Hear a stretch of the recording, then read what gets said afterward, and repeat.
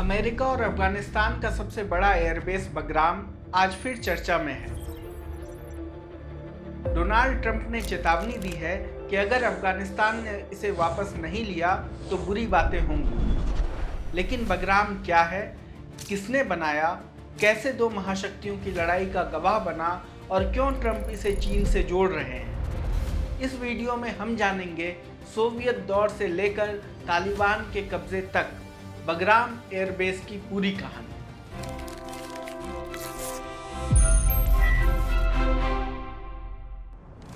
USA यानी संयुक्त राज्य अमेरिका के राष्ट्रपति डोनाल्ड ट्रंप ने रविवार 21 सितंबर को एक बार फिर अफगानिस्तान के बगराम एयरबेस का जिक्र किया। उन्होंने ट्रूथ सोशल पर लिखा, अगर अफगानिस्तान ने बगराम एयरबेस उन लोगों को वापस नहीं दिया जिन्होंने इसे बनाया था, यानी अमेरिका को, तो बहुत बुरी चीज़ें होने वाली हैं। डोनाल्ड ट्रंप की पोस्ट के कुछ घंटों बाद ही रूस के राष्ट्रपति व्लादिमीर पुतिन ने एक्स पर प्रतिक्रिया दी।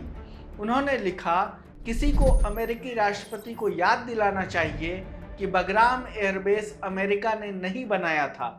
इसे 1950 के दशक में सोवियत संघ यूएसएसआर ने बनाया था। पुतिन का यह बयान सीधे तौर पर ट्रंप के दावे पर सवाल खड़ा करता है। हालांकि ट्रंप इससे पहले भी बगराम का जिक्र कर चुके हैं।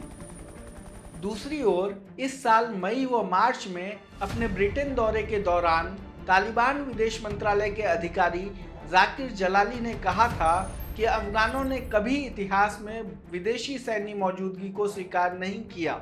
यह संभावना तो दोहा वार्ता में ही पूरी तरह खारिज कर दी गई थी। हालांकि उन्होंने कहा कि बातचीत के लिए दरवाजे हमेशा खुले हैं। हम बता दें कि अभी अमेरिका और अफगानिस्तान के बीच कोई राजनयिक संबंध नहीं है।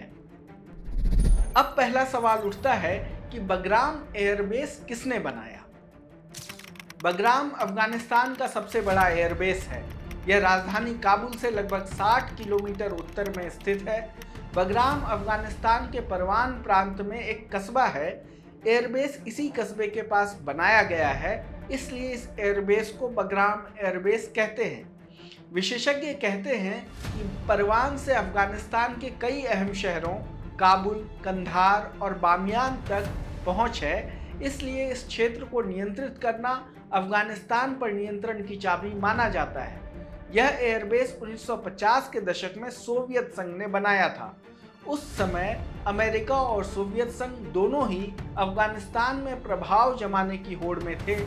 1979 से 1989 तक चले सोवियत अफगान युद्ध के दौरान बगराम सोवियत सेना का सबसे अहम ठिकाना था। सोवियत सेनाओं की वापसी के बाद 1990 के दशक में यह बेस तालिबान और नॉर्दर्न अलायंस के बीच जंग का मैदान बन गया।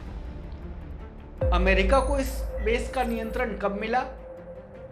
11 सितंबर 2001 यानी वर्ल्ड ट्रेड सेंटर पर आतंकी हमलों के बाद अमेरिका और उसके सहयोगियों ने तालिबान शासन को गिराकर बगराम पर कब्जा कर लिया।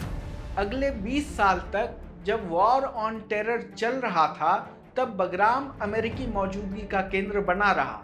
समय के साथ इसका विस्तार कर 77 वर्ग किलोमीटर से ज़्यादा कर दिया गया। एक नई रनवे बनाई गई, मेडिकल सुविधाएं तैयार की गई और अमेरिकी सैनिकों के लिए फास्ट फूड आउटलेट तक खोले गए। यहाँ एक पुराना हैंगर हिरासत केंद्र के रूप में भी इस्तेमाल हुआ, जिसके बारे में यातना और दुर्व्यवहार की खबरें आई, जिसकी तुलना ग्वांतेमालो बे से की जाने लगी। बता दें कि ग्वांतेमालो बे अमेरिका के सबसे खतरनाक जेलों में से एक मानी जाती है।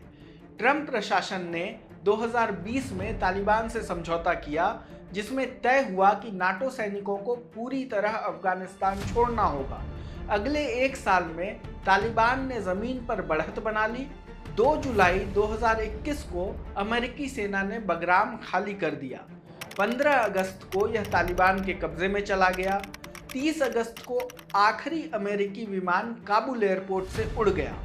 अमेरिका में घरेलू समर्थन न होने के कारण बगराम को बनाए रखना संभव नहीं था। तत्कालीन रक्षा मंत्री लॉयड ऑस्टिन ने सितंबर 2021 में कहा था कि बगराम को बचाए रखने के लिए 5000 अमेरिकी सैनिकों को हर वक्त खतरों का सामना करना पड़ता। इसलिए हमने इसे छोड़ दिया। अब ट्रंप क्यों बगराम चाहते हैं? आज यह एयरबेस तालिबान के कब्जे में है, लेकिन अमेरिका लंबे समय से चिंतित है कि उसके निकलने के बाद चीन अफगानिस्तान में कदम जमा सकता है। ट्रंप ने इस मुद्दे पर कई दावे किए हैं। इस साल उन्होंने कहा था कि बगराम सिर्फ 1 घंटे की दूरी पर है जहां चीन अपने परमाणु हथियार बनाता है, लेकिन उन्होंने ट्रंप का इशारा पूर्व अमेरिकी राष्ट्रपति जो बाइडेन की ओर था और उन्होंने कहा कि लेकिन उन्होंने यानी जो बाइडेन ने बगराम छोड़ दिया। हालांकि यह स्पष्ट नहीं है कि ट्रंप किस चीनी परमाणु ठिकाने की बात कर रहे थे। ज्ञात परमाणु परीक्षण केंद्र शिनजियांग का लोप नूर है, जो करीब 2000 किलोमीटर दूर है। वहीं सबसे नज़दीकी परमाणु हथियार सुविधा कोकोनूर कॉम्प्लेक्स है, जो और भी पूर्व की ओर किंगहाई प्रांत में स्थित है। मार्च में जब ट्रंप ने ऐसा ही बयान दिया था तो तालिबान ने सख्त खंडन किया था। उनका कहना था बगराम इस्लामिक अमीरात तालिबान के नियंत्रण में है, न कि चीन के। यहाँ चीनी सैनिक मौजूद नहीं है और ना ही हमने किसी देश के साथ ऐसा कोई समझौता किया है। हालांकि इतना तय है कि अफगानिस्तान चीन के एजेंडे में है। अधिकांश देश तालिबान से पूरी तरह संबंध बनाने में झिझक रहे हैं, लेकिन चीन ने पिछले कुछ सालों में बीजिंग में तालिबान के प्रतिनिधि को राजदूत का दर्जा दिया है। चीन के लिए अफगानिस्तान से रिश्ते इसलिए अहम हैं क्योंकि उसकी सीमा से लगा शिनजियांग इलाका, जहां बड़ी मुस्लिम आबादी रहती है। बीजिंग नहीं चाहता कि अफगानिस्तान के कट्टरपंथी तत्व उसकी सीमा में घुसें। इसी वजह से वह सीमित स्तर पर तालिबान से संबंध बढ़ा रहा है और कुछ निवेश भी कर चुका है। ट्रंप की ताज़ा टिप्पणियों के बाद चीन के विदेश मंत्रालय ने कहा कि हम अफगानिस्तान की संप्रभुता का सम्मान करते हैं और मानते हैं कि देश को अपना भविष्य खुद तय करने का अधिकार है। तनाव भड़काना और टकराव पैदा करना क्षेत्र के लोगों की आकांक्षाओं के खिलाफ है। अमेरिका और अफगानिस्तान के बीच बगराम एयरबेस को लेकर ताज़ा तनाव पर हमारी यह रिपोर्ट आपको कैसी लगी, हमें कमेंट बॉक्स में बताएं। देश दुनिया की तमाम खबरों को देखने के लिए देखते रहें लोकमत हिंदी। धन्यवाद।